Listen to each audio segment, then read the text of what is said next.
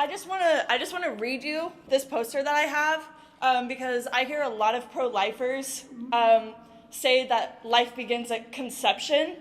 So my poster reads, "Life begins when you understand living women matter more than potential babies." What is it? What do you mean? If it's a potential baby, what is inside of a woman? It's a fetus? Is it living? No. How can it grow if it's not living? Actually, that's like saying if an acorn is a tree. When does the fetus become living? That's actually a good question, but that line... Yeah, of course, because you don't know it. Because it's living. It's living. How about you let her speak? You're fundamentally denying science to validate your opinion. You actively deny science, ma'am. How am I denying? What science did I deny, Darby?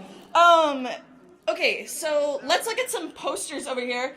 But you don't have to be here. I need you to tell me what science. You just made an accusation that I denied science. What science did I deny? That it's a child inside of you. It is a clump of cells when I'm a clump of cells. What makes me different? That you were born?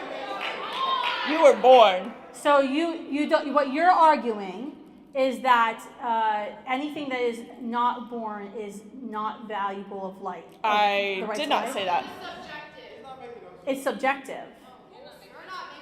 So when does a child or fetus or clump of cells, whatever you want to call it, when does this clump of cells or fetus become living? When it can sustain its own life. But when is the sustainability? No, when is sustainability? 21. About like 30 weeks to born, like 24, 30. Because how do you sustain life? Like my newborns aren't sustainable. You can't just have a newborn and they just live on their own, right? Right. They're not sustainable. They need help and assistance to survive. So is a newborn not worthy of life?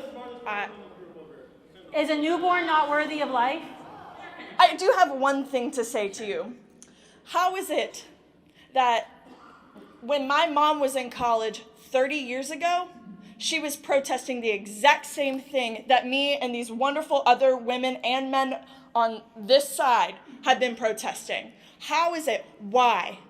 Why are we still protesting? Why are we still having to talk about this issue? It is a basic human right to have an abortion, to have a choice. The reason we're still having the question is because some people don't want to accept the natural consequences of heterosexual sex and be inconvenienced by another human life and want to selfishly choose to end human life in order to have their whims met. That is why you're still arguing.